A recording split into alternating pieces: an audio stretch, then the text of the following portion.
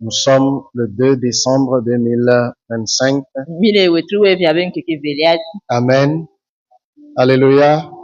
Nous bénissons le Seigneur pour ce qu'il accomplit. Mida pena petwari nko bele wota.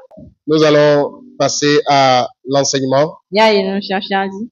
Ce que nous avons vu le dimanche. Nke mi kwako siragbea. Croître dans sa grâce. Asine ebe amenu veveme. Qui fait partie du thème que nous abordons. Ekele tanya ke mine kwame. S'identifier à Christ. Nya somnyaro kwe soku Kristo. Pour bâtir sur lui. Nemia tumnyaro kwe redi. Ce que nous bâtissons sur lui. Nke mine tule dia. C'est notre vie. Nyimya bagbe.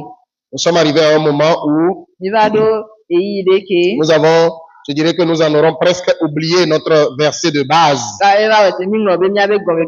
Si je demande à quelqu'un maintenant de me rappeler quel est le verset de base de cette année 2025. Oui, qui s'en rappelle pour me le dire? Oui. 1 Corinthiens 3, verset 11. Car personne ne peut poser un autre fondement que celui qui a été posé. Savoir Jésus-Christ. Amen. Le fondement, c'est Jésus. Il n'y en a pas un autre. Paul est clair. Personne, peu importe son titre, son grade, ne peut poser un autre fondement. Le seul fondement qui a été posé, c'est Jésus-Christ. Alléluia. C'est Jésus-Christ seul qui est le fondement. Et c'est sur ce fondement que nous sommes appelés à bâtir. Nous ne sommes pas appelés à bâtir sur nous-mêmes. Parce que Ephésiens 2, 20 nous dit, vous avez été édifiés sur le fondement des apôtres et des prophètes. C'est-à-dire le fondement qu'ils ont posé. Jésus-Christ lui-même étant la pierre angulaire. Amen. Donc Jésus étant la pierre angulaire du fondement qui a été posé, ça veut dire le fondement a pour modèle Jésus. C'est lui le modèle du fondement. Et dans 1 Corinthiens 2, 2, l'apôtre va dire, car je n'ai eu la pensée de savoir parmi vous autre chose que Jésus-Christ et Jésus-Christ crucifié. C'est le seul qui est digne d'être prêché. Pas autre chose. L'église, ce n'est pas un lieu de motivation. You will make it. Non, non, non. L'église, c'est un lieu de fondement de Jésus-Christ. L'église n'est pas une boîte de nuit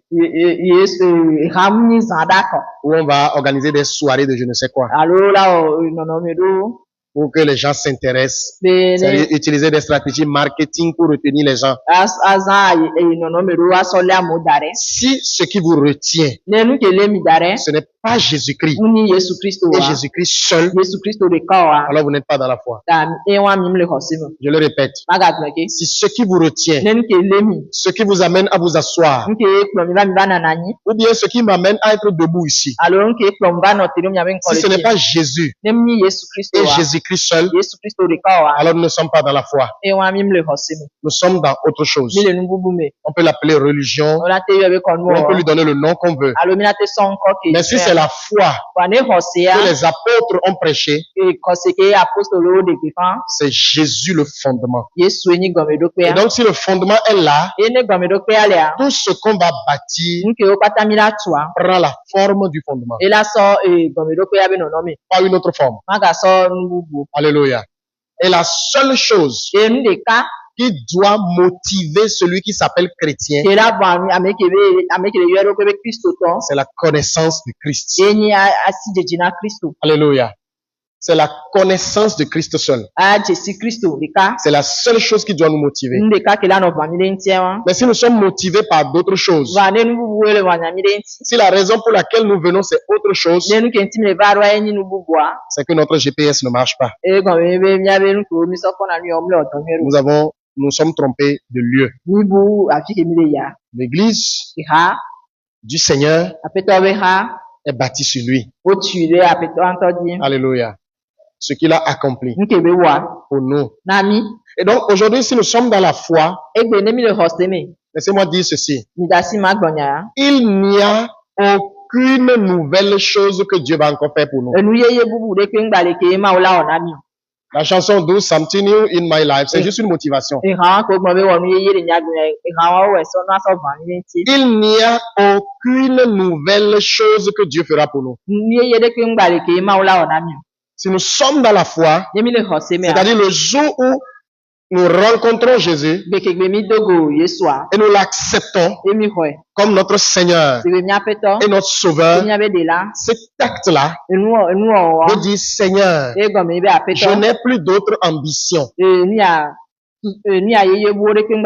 n'ai plus d'autre chose à vouloir que toi. Toi et toi seul. Alléluia. Et le jour où nous sommes en Christ, c'est tout ce que Dieu a promis nous faire ça. Parce que, écoutez-moi bien, toutes les autres choses, vous allez vous enrichir. Vous allez voyager. Vous allez vous marier. Vous aurez un grand commerce. Vous aurez ci et ça. On n'a pas besoin de Jésus pour les avoir. Parce que beaucoup ont ces choses sans Jésus. Ce sont juste des choses du monde. Et n'importe qui vit dans le monde, qui est un peu intelligent, peut s'enrichir. Devenir riche, c'est l'intelligence. C'est répondre aux besoins des gens. Alléluia. Ça, on peut le faire sans Jésus. Oui, c'est vrai, quelqu'un va me dire, Dieu a dit à moi la richesse et toutes ces choses, je sais. Ce verset veut dire, tout ce qu'il y a sur terre m'appartient. Alléluia. Mais tu peux l'avoir sans Christ. Mais il y a une seule chose que tu ne peux pas avoir sans Christ. C'est le salut. Et c'est pour ça seul qu'il est venu. Ça ne veut pas dire soit sauvé, soit pauvre. C'est pas ce que je dis. Soit sauvé, soit misérable, non. Mais tout ce que Dieu a à faire avec nous, c'est de nous amener au salut. Parce que dans le salut, il a tout accompli déjà. Donc quand tu es dedans maintenant, tu dois découvrir ce que ça contient. Vous me comprenez? À quoi j'ai droit dans le salut? Et tu vas voir que dans le salut, la prospérité est déjà dedans. La santé est déjà dedans. Toutes ces choses, la joie, la paix, le bonheur, toutes ces choses sont déjà dedans. Donc quand tu obtiens le salut, tu as déjà le package de Dieu pour marcher dans la victoire. Alléluia. C'est ça. Donc, tout ce qui nous reste à faire, c'est de révéler ce que ça contient. Et plus nous regardons dedans, c'est-à-dire vers l'auteur du salut, nous sommes transformés en la même image, de gloire en gloire. Alléluia. C'est pour ça que quand tu es assis et tu écoutes la parole du Seigneur, tu nourris ton âme, ta pensée est renouvelée et tu es transformé. Je te dis, tu es transformé sans même que tu le veuilles. It's not a matter of fighting. Quand je me bats pour ça, non. Tout ce que tu as fait, c'est assieds-toi, écoute. Focalise-toi sur lui. Et tu verras les transformations extraordinaires qu'il y aura dans ta vie. Donc, nous avons beaucoup parlé de connaître Christ. Nous sommes arrivés maintenant à la grâce. Nous devons croître dans la grâce. Alléluia. Vous connaissez cette histoire? Je l'ai racontée déjà une ou deux fois ici. De ce monsieur qui voulait voyager de Lomé à Libreville. Et il avait pris un bateau. Donc, il a cotisé, il a acheté le ticket. Et le jour du voyage, il lui restait un peu d'argent. Le voyage devait durer un certain nombre de jours. Il lui restait un peu d'argent. Il a acheté du pain, un gros pain. Et il a acheté une bouteille d'eau. Et il se dit, pendant la traversée, je vais manger le pain petitement et je vais boire l'eau jusqu'à ce qu'on y arrive. Mais il avait le boarding pass. C'est-à-dire le ticket d'entrée, il avait. Donc il est allé, il a pris le bateau et direction Libreville. Le voyage devait durer 3 ou 4 jours. Dans le premier jour, il a mangé le matin un tiers du pain. Il a bu un peu d'eau. À midi, il avait faim. Parce que bon, le pain c'est quoi? C'est juste du blé. Et il avait faim, mais il a résisté. Le soir, il a encore coupé une moitié. Donc, il reste un tiers. Et il a mangé, il a bu l'eau. Il a dormi jusqu'au lendemain. Il s'est réveillé. Il a mangé le dernier tiers. Il a bu l'eau. Et il reste encore 2 jours et demi de voyage. Alors, il a commencé par jeûner. Ça, ce n'est pas jeûne, c'est grève de la faim. Parce qu'il n'avait rien à manger. Quand vous n'avez rien à manger et vous dites je jeûne là, ce n'est pas jeûner. Tu n'as rien à manger. Tu dis tu jeûnes de quoi?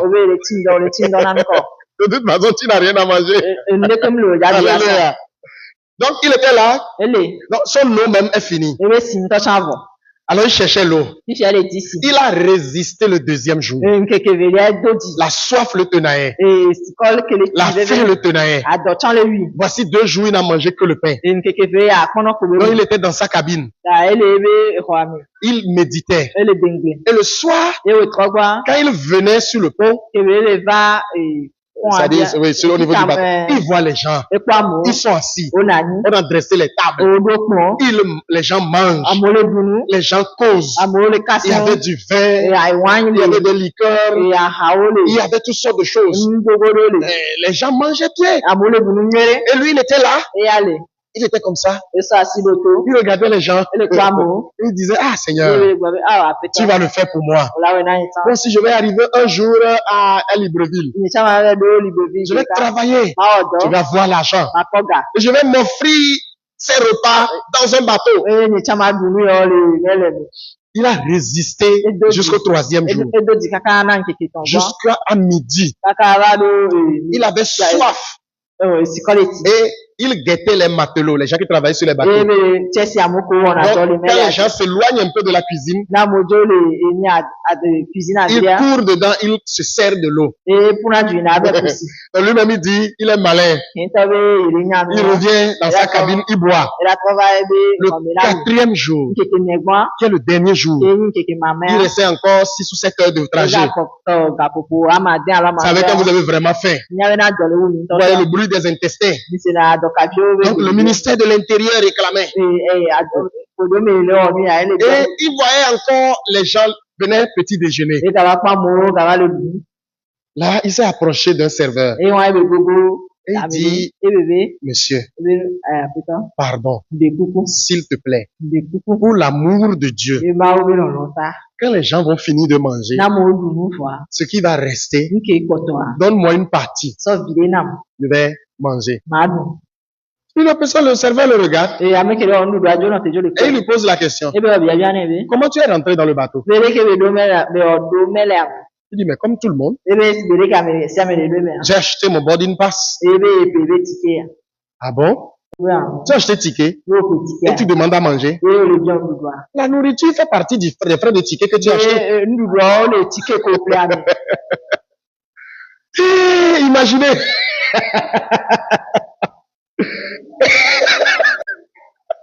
Vous savez, malheureusement, c'est comme ça nous les chrétiens nous vivons. La grâce de Dieu est un tout. Alléluia. Mais maintenant, nous venons à la grâce. C'est-à-dire, nous sommes sauvés par grâce. Et maintenant que nous sommes sauvés, nous voulons maintenant commencer des compétitions. Ça, je dois lutter pour l'avoir. Ça là, il faut que je me batte pour l'avoir. Ça là, je dois jeûner pour l'avoir. Ça là, si je ne donne pas, Dieu ne va pas me bénir. Etc. À cause des choses que nous a enseignées. Et nous sommes dans la grâce. Mais nous n'avons pas la paix. Nous n'avons pas la joie. Nous n'avons pas la bénédiction. Nous n'avons pas la prospérité. Nous n'avons pas la santé. Alors que toutes ces choses sont déjà payées. Amen. Donc il faut que quelqu'un nous explique la grâce. Ce que ça veut dire. Et c'est ce que nous sommes en train de voir. Éphésiens 2, 8. Vous pouvez lire verset 1 à 10, mais nous lisons 8 et 9. Car c'est par grâce, c'est par la grâce que vous êtes sauvés. Par le moyen de la foi. Et cela ne vient pas de vous. C'est le don de Dieu. Alléluia. C'est le don de Dieu. Ce n'est point par les œuvres, afin que personne ne se glorifie. Amen. Et Paul va dire dans Galates 2, verset 21. Je ne rejette pas la grâce de Dieu. Car si la justice s'obtient par la loi, Christ est donc mort en vain. Amen. Et dans Romains 11, 6, nous avons lu tout ça la dimanche. Or, si c'est par grâce, ce n'est plus par les œuvres. Autrement, la grâce n'est plus une grâce. Et si c'est par les œuvres, ce n'est plus une grâce. Autrement, l'œuvre n'est plus une œuvre. Et je proteste contre tout, encore une fois, à tout homme qui se fait circoncis. Je proteste encore une fois à tout homme qui se fait circoncis, qu'il est tenu de pratiquer toute la loi tout entière. Vous êtes séparés de Christ. Vous tous qui cherchez la justification dans la loi, vous êtes déchus de la grâce. Amen. Et nous avons montré que grâce et loi ne peuvent pas marcher ensemble. La loi égale œuvre. C'est-à-dire ce que je fais pour mériter quelque chose. Alléluia. Ce que je fais. Et on me paye en retour. Ça, c'est les œuvres. Si vous avez travaillé et on ne vous paie pas, vous pouvez réclamer. Vous pouvez gréver. Vous pouvez cesser de travailler pour vous faire entendre. Mais la grâce, nous n'avons rien fait. Amen. Je vais expliquer une différence entre grâce et miséricorde. La grâce, c'est que vous ne recevez pas. C'est que vous recevez ce que vous ne méritez pas. C'est pour ça qu'on parle de faveur imméritée. Vous recevez ce que vous ne méritez pas. C'est-à-dire aucun de nous ne mérite la justice de Dieu. Car nous sommes tous pécheurs. Et le mot pécheur ne veut pas dire nous faisons adultère, fornication. Pécheur veut dire séparé de Dieu. Par notre nature humaine. Chaque être humain qui naît hérite de la nature adamique. Mais permettez-moi d'expliquer quelque chose ici. Parce que il y a certaines dénominations qui distillent des idées bizarres. Quand nous disons que nous naissons avec la nature adamique, ça veut dire que nous sommes naturellement enclins à pécher. Amen. Vous savez, personne n'apprend à pécher. Hein? Regardez les enfants. Ils connaissent rien. Mais est-ce qu'il y a plus rebelle qu'eux? Non. Il peut se réveiller aujourd'hui, je ne veux pas aller à l'école. Vous voyez? Qui lui a appris cette nature? C'est dans la nature humaine. Donc, chacun naît avec cette nature. Mais il y a des gens qui pensent, certaines dénominations qui enseignent qu'à cause de cette nature-là, qu'un bébé, qu'un enfant innocent, qui, je mets par extraordinaire, n'est plus, va aller en enfer. Pourquoi? Pourquoi? Dieu est tellement méchant que lui va prendre les bébés qui n'a rien fait pour dire va en enfer. Est-ce qu'il a demandé à naître même comme ça? Quelqu'un a péché. Et c'est pour ça qu'il naît avec cette nature qui est encline à pécher. Mais ça ne veut pas dire qu'il a péché. Pourquoi? Dans la maison d'Adam, Adam veut dire homme. Dans sa maison, après son péché, quand il a été chassé du jardin, il a connu sa femme. Ils ont eu un premier enfant, un garçon, qu'ils ont appelé Caïn. Caïn veut dire former un homme à l'image, à mon image. Anyway, après, on nous dit il a eu un deuxième garçon qu'on appelle Abel. Les deux ont fait des sacrifices. Dieu a rejeté le sacrifice de Caïn à cause de son cœur. Caïn tue Abel. Mais on appelle Abel le juste. Vous avez lu ça dans la Bible, non? Jésus même dit, le sang innocent vous sera redemandé. Depuis le sang d'Abel le juste jusqu'au sang de Zacharie le prophète. Alors si le premier pécheur, celui qui nous a donné la nature là, dans sa propre maison, on appelle son enfant juste à cause qu'il a eu confiance en Dieu. Pourquoi voulez-vous que les enfants qui naissent, qui n'ont rien fait, Dieu les prenne, boum, il envoie en enfer. C'est comme si Dieu, lui, il est là, il cherche juste les candidats pour l'enfer. Donc, ta faute, c'est d'être né. Pas en enfer. Et puis des gens croient à ça. Et ils viennent sur les réseaux pour enseigner ça. Et ils sont contents de servir un Dieu aussi méchant.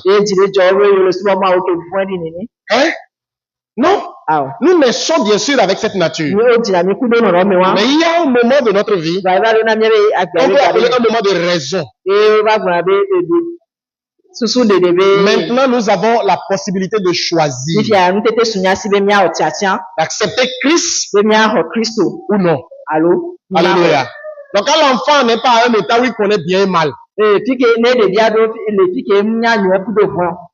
vous voulez qu'il soit jugé sur la base de quoi? Mais les gens distillent ces idées-là. Donc, je disais que grâce et loi, on ne peut pas faire de salade avec. Ou c'est grâce, ou c'est loi. Ce n'est jamais grâce plus œuvre. Bon, maintenant je suis sauvé. Mais, à partir de maintenant, et ça aussi c'est la pensée de beaucoup de gens que je ne comprends pas. Vous dites qu'il est sauvé par grâce, n'est-ce pas? Ce qui veut dire qu'il n'a rien fait. Donc c'est ce que j'expliquais. La grâce, c'est que tu reçois ce que tu ne mérites pas. Mais la miséricorde, c'est que ce que tu mérites, tu ne le reçois pas. Vous comprenez la différence? La grâce, c'est je n'ai pas mérité. Donc je ne mérite pas la justice. Je ne mérite pas la sainteté. Je ne mérite pas la vie éternelle. Mais je l'ai reçu. C'est ça qu'on appelle grâce. C'est-à-dire quelqu'un l'a fait. Et moi, j'en suis juste bénéficiaire.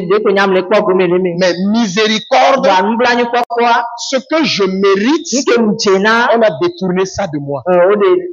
Je mérite la mort. Je mérite l'enfer. Je mérite la condamnation. Mais ça a été enlevé. Amen.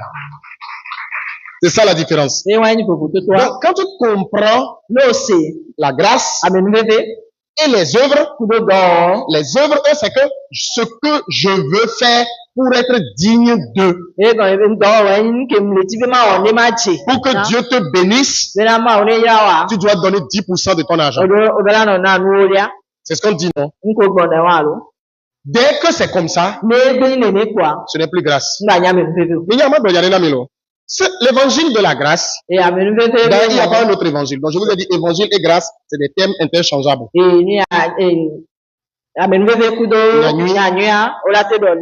peut parler de, là où on parle de grâce, on peut parler d'évangile. Prêcher l'évangile. Écoutez bien. Si tu n'es pas arrivé à un niveau où l'argent n'est pas ta motivation, tu ne peux pas prêcher l'évangile.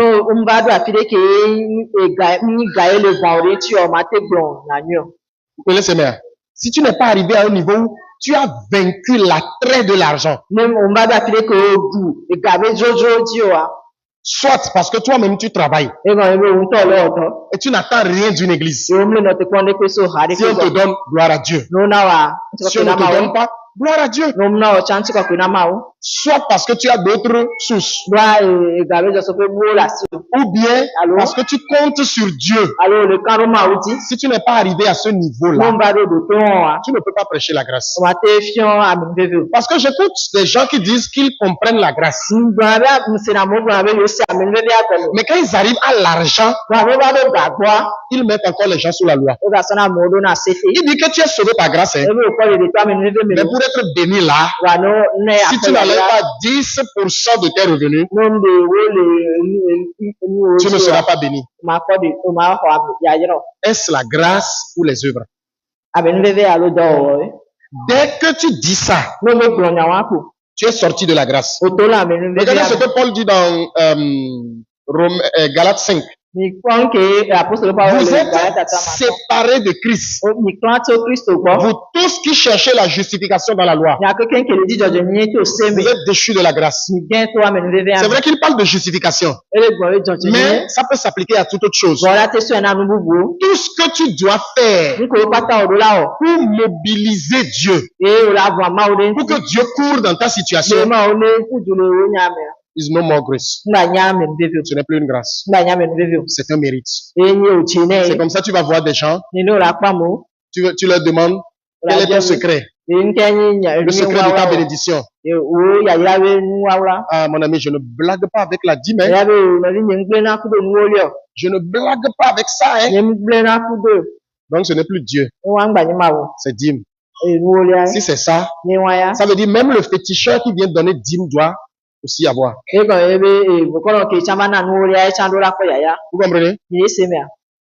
C'est ça, non? Je ne dis pas de pas donner, c'est pas ce que je dis. Mais je dis, la grâce, c'est que vous ne faites rien.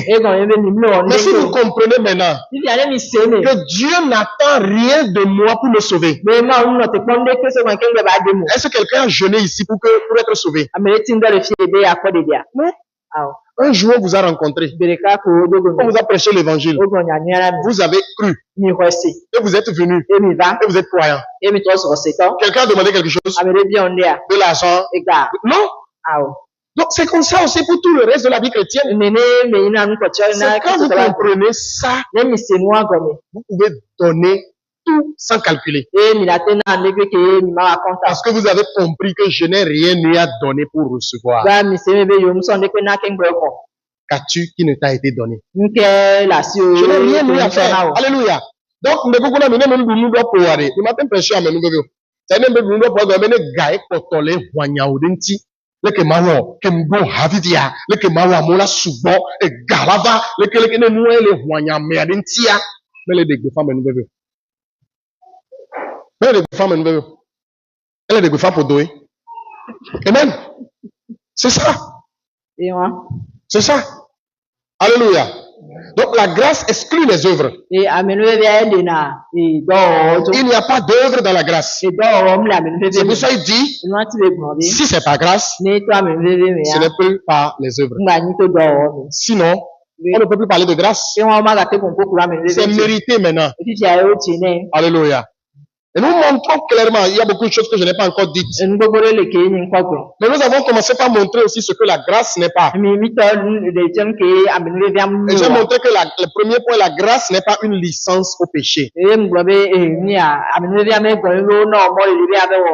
Parce que c'est ce que les gens nous reprochent. Vous prêchez la grâce. Ça veut dire vous donnez une licence aux gens pour pécher. Qui a besoin d'une licence pour pécher? Qui? Est-ce que nous mentons parce que quelqu'un nous a dit de mentir? Nous volons parce qu'on nous a dit de voler? Même le voleur dans le monde qui n'écoute aucun message sur grâce, qu'est-ce qui le fait voler? Si c'est comme les gens disent que c'est la grâce que nous prêchons qui fait que les gens pêchent là. Les gens qui commettent adultère dans le monde, qui volent, qui mentent, qui tuent, alors qu'ils ne viennent pas à l'église pour écouter la grâce, qu'est-ce qui les pousse à faire ça? Vous voyez que les gens font des procès bizarres pour rien. Parce qu'on veut que dès que maintenant, j'ai l'habitude de dire, les églises où on passe le temps à prêcher, péché là, on condamne le péché. C'est ça, non? Pourquoi ils ont encore Azipébi derrière? Pour discipliner les gens. Si leur message marche, si la prédication marche, parce qu'ils condamnent le péché, tout le monde serait devenu saint dans l'église, non? Qu'est-ce que tabouret noir fait derrière? Et on va appeler quelqu'un devant. On va dire, lui, il a couché avec une fille, alors qu'ils ne sont pas mariés. Et on va lui donner le micro. Dis ce que tu as fait. Dis ce que tu as fait. Et la personne, on expose la personne. Et la personne va dire ça. On va dire à partir d'aujourd'hui, nous te disciplinons. Tu vas t'asseoir derrière. En conséquence, tu seras la dernière personne à donner les offrandes. Première ou dernière, mais Gabriel Joa.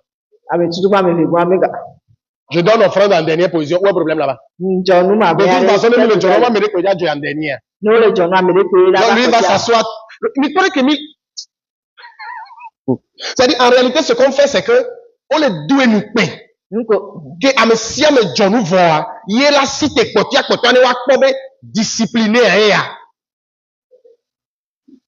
On les doit nous pain. Pourquoi ça là, on a trouvé ça où? Non, blanc là, Myriam. Et on nous voit quoi, Aniche. Et on détourne les camps, mais. Mon nom, c'est Myriam.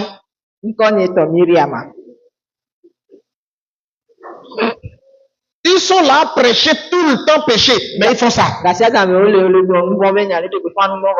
Personne n'a besoin de licence pour pécher. Le voleur qui vole, il ne vient pas à l'église. Il n'écoute pas le message. Il n'a jamais écouté la grâce. Vous dit, bon, maintenant je suis libre. Je peux aller voler, non? Mais il vole par nature. C'est comme ça. Et lui-même, il sait que c'est mauvais.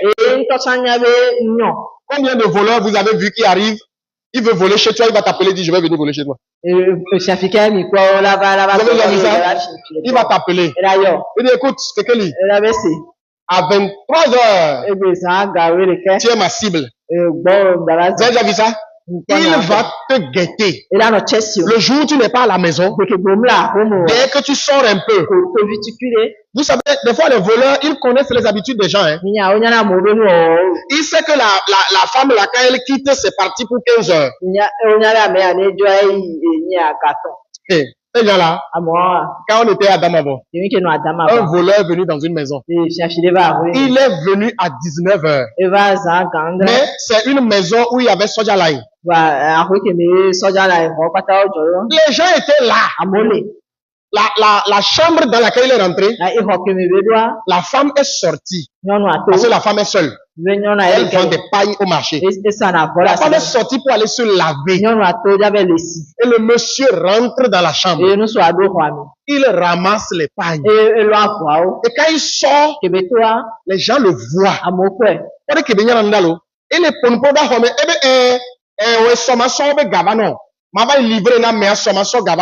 et il est parti.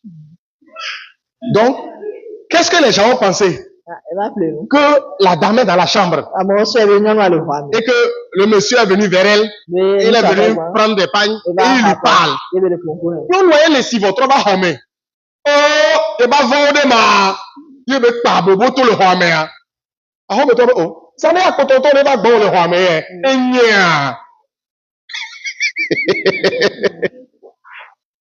C'est parce que le voleur sait que le vol n'est pas bon. Qu'il vient la nuit. Ou il vient au moment où les gens ne sont pas là. Celui qui commet fornication. Là. Il va commencer devant les gens. Non. Il va se cacher. Zazani Nchochito. Evana Senama Unya. Et là non, Américain Bakpoyo. Américain Bakpoyo va nous zenakui. Fianfima fois nous pour la nyame fianfima fois. Parce que notre est dit, puis dès qu'on mouille dans Djidji, on va les yéji. Mais c'est un jeune homme de la rue, mais on va les yébo à mon pont. Est-ce que Amédée a encouragé Beneware?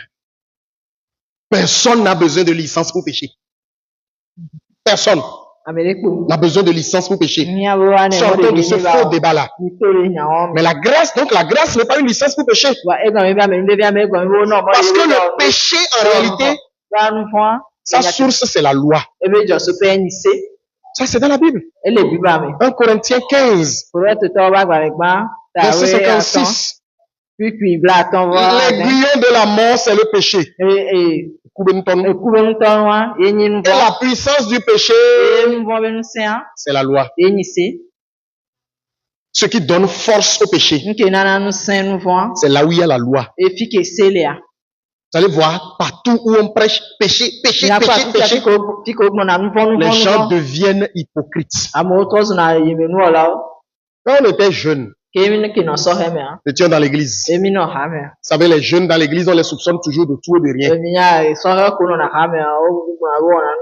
Donc, comme par exemple la soeur là, si nous marchons, il y avait un diacre. Ah, lui, dès qu'il vous voit, ah non, attention, attention. Ne faites pas ensemble comme ça. Partout, il faisait ça. Donc, nous avons commencé par avoir peur de lui. Et dès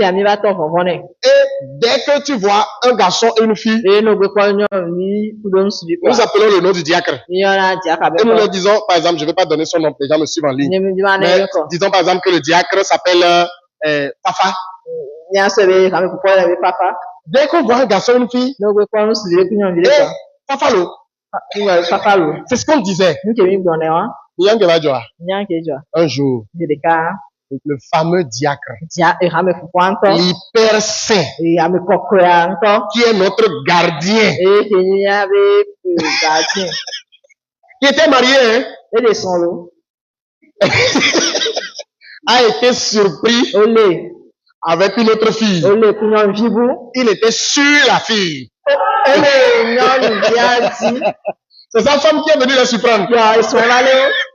Le diacre qui nous condamnait. On ne faisait même rien. Il était sur la fille.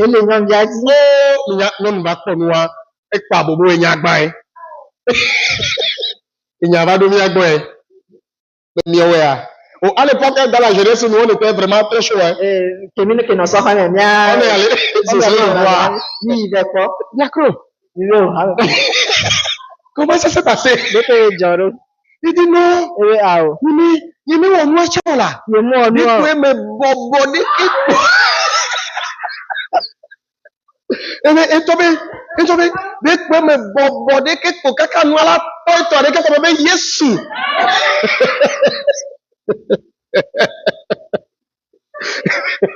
Ah bon? Oh, bon, regarde nous ton quoi? Hein? Oh, bon, regarde nous ton quoi? D'apa Yesu, yo tous les mecs. Yao, ah, nous on va faire semblant de te croire. Alléluia. Là où les gens jouent à parler tout le temps de péché, c'est les hypocrisies comme ça qu'on voit. Alléluia. Ça ne veut pas dire qu'on tolère le péché. Le péché est mauvais. Tellement mauvais que Dieu a traité le péché en Jésus. Amen. Regardez Tite 2, le verset 11. Qu'est-ce qu'on nous dit là-bas? Lis-nous ça, Tite 2, 11. Tite 2, 11. Car la grâce de Dieu, source de salut pour tous les hommes, a été manifestée. La grâce de Dieu, source de salut pour tous les hommes, a été manifestée. Maintenant, regarde le verset 12. Oui. Elle nous enseigne. Qu'est-ce qui nous enseigne? Suivez la phrase. Car la grâce de Dieu a été manifestée. Elle nous enseigne. Qu'est-ce qui nous enseigne? La grâce. Elle nous enseigne à quoi? Elle nous enseigne à renoncer à l'impiété et aux convoitises mondaines et à vivre dans le siècle présent selon la sagesse, la justice et la piété. La grâce nous enseigne à renoncer à ces choses. Donc, là où on te prêche grâce, on te donne l'enseignement qui t'amène à renoncer à ces choses. Parce que tu vois que je ne mérite pas, mais j'ai reçu. Ce que je te donne, tu n'as pas mérité. Tu vas en prendre soin. C'est pour ça que je vous dis, vous avez la nature de Dieu. L'autre fois, je le disais aux jeunes comme l'entraîne pour le baptême. Là. Vous avez la nature de Dieu. Alors, vous n'allez plus lui aller vous mettre dans n'importe quoi. Moi, nature divine, je l'ai. Je vais encore me retrouver dans la boue, tout ça là, non? Pourquoi? Je viens de là. Et je ne veux plus retourner là-bas. C'est la grâce de Dieu qui nous enseigne. Par contre, la loi, elle est là pour te condamner. Regarde, Galates 3, à partir du verset 19. Pourquoi donc la loi? Elle a été donnée ensuite à cause des transgressions. Pourquoi il dit ensuite? Parce qu'au début, Dieu n'a pas donné de loi à Abraham. C'est la promesse. Mais la loi a été donnée ensuite à cause des transgressions jusqu'à ce que vint la postérité à qui la promesse avait été faite. La loi a été promulguée par des anges au moyen d'un médiateur, c'est-à-dire Moïse. Or, le médiateur n'est pas médiateur d'un seul. Tandis que Dieu est seul. La loi est-elle donc contre les promesses de Dieu? Loin de là. Alléluia. Verset 22. Non, on continue le 21. S'il eût été donné une loi qui pût, regardez, s'il eût été donné une loi qui pût procurer la vie, la justice viendrait réellement de la loi. Vous comprenez ça? Et c'est un de là qui était nagbea. Et Johnny la saucé. Bon, c'est un cas de écoute. Alléluia. Mais l'écriture a tout renfermé sous le péché. Afin que ce qui a été promis fut donné par la foi en Jésus-Christ. Est-ce que vous voyez? Alléluia. Maintenant, si vous allez dans Romains 7, à la maison, lisez tout Romains 7. Mais je lis à partir du verset 7. Que dirons-nous donc? La loi est-elle péché? Loin de là. La loi n'est pas péché. Mais je n'ai connu le péché que par la loi. Qu'est-ce que la loi amène? Alors que la grâce enseigne le renoncement, la loi enseigne le péché. Il dit, mais je n'ai connu le péché que par la loi. Car je n'aurais pas connu la convoitise. Ou bien, si la loi ne dit, tu ne convoiteras point. Laissez tomber. Et c'est yena nous vombe si djedje. Elle a benane c'est moulewa nous vombe si djedje mananyo. Elle a benane ne de semblombe oma bien noa. Est-ce que nous bien là nous vont? Ah oh. Parce que c'est glenenia est trop nouveau verset 8.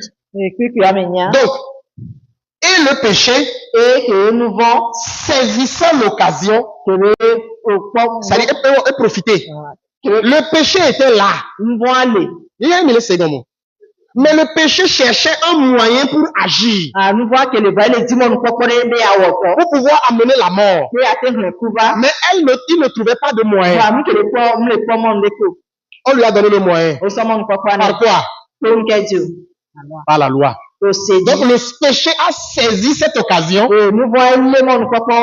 produisant en moi le commandement, en produisant en moi par le commandement toutes sortes de convoitises. Car sans loi, le péché est mort. I'm reading the Bible.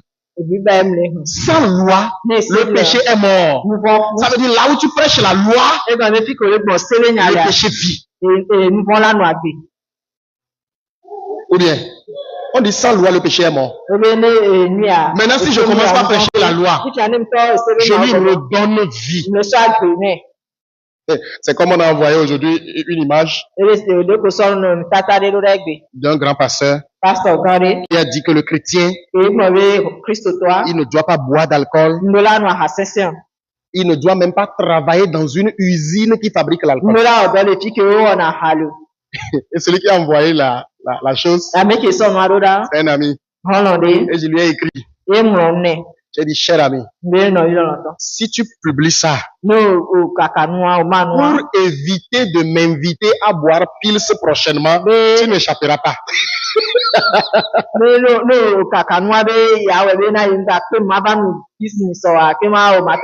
Prépare ma pils. Et il a répondu, pasteur, viens quand tu veux boire. C'est-à-dire quand vous commencez par mettre loi. Regardez, moi je vous dis maintenant, là où on fabrique l'alcool, vous ne devez pas travailler là-bas. J'ai créé quelle usine pour vous recruter?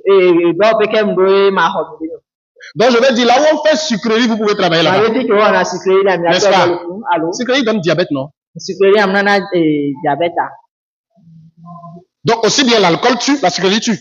Donc, en disant ça, je suis en train de dire, tu ne peux même pas travailler à brasserie. N'est-ce pas? Donc, il y a des méthodes pour les brasseries, comme on les brasseries. Quand tu fais ça, tu pêches. C'est là où tu vois des chrétiens, ils veulent aller marier une fille. On a écrit rhum, gin. Quoi encore? Moi, je connais pas les boissons. Parce que quand moi, je voulais donner d'autres, on m'a pas demandé boisson. Comme c'est famille chrétienne, j'avais chance. Et puis, il dit que non, lui, il est chrétien, que lui, il n'achète pas.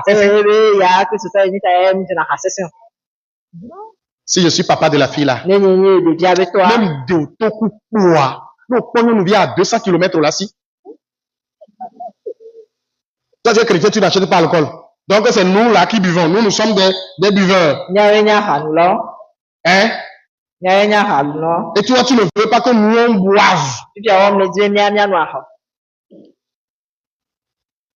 Quand vous amenez les lois là, vous commencez par produire des hypocrites. Des gens qui se voient plus saints que le monde. C'est car sans loi, le péché est mort. Donc il dit, pour moi, étant autrefois sans loi, je vivais. Mais quand le commandement vint, le péché reprit vie. Et moi, je mourus. Ainsi, le commandement qui conduit à la vie se trouva pour moi conduire à la mort. Car le péché, saisissant l'occasion, me séduisit par le commandement. C'est amen. Et par lui me fit mourir. La loi est donc sainte. Et le commandement est saint, juste et bon. Ce qui est bon a-t-il donc été pour moi une cause de mort? Loin de là. Mais c'est le péché. Afin qu'il se manifestât comme péché en me donnant la mort par ce qui est bon, et que par le commandement, il devait être condamnable au plus haut point. Regardez ce que Paul dit. Ce n'est pas le commandement le problème, mais c'est ce qui est derrière le commandement. C'est le péché qui cherche juste l'occasion. Et dès qu'il voit le commandement, il profite de ça. Or, le péché amène la mort. Alléluia. Mais la grâce, c'est ce qui nous enseigne à renoncer. Et je vous dis toujours ici, vous qui êtes avec moi, qui m'écoutez prêcher, avons-nous jamais encouragé le péché ici? Non. Mais nous ne venons pas devant pour parler du péché. Mais personne ne peut prendre ce que nous prêchons pour aller commencer par vivre comme il veut. Non. Parce que ce n'est plus votre nature. Et si quelqu'un le fait, il ne comprend rien. Le Seigneur nous aide. Nous ne continuerons pas de prêcher la grâce. C'est à cela que nous avons été appelés. Seigneur, nous voulons dire merci pour la grâce qui a été manifestée en Christ Jésus. Nous avons été sauvés par grâce. Nous ne le méritons pas, mais tu l'as fait. Nous disons merci. Donne-nous, Seigneur, de comprendre ces choses. Comprendre ce que tu as fait pour nous. La grâce que tu as manifestée pour nous, et que nous demeurions dedans. Au nom de Jésus. Amen. Amen. Tu peux acclamer très fort. Que le Seigneur vous bénisse et bénisse tous ceux qui étaient en ligne. Amen. Amen.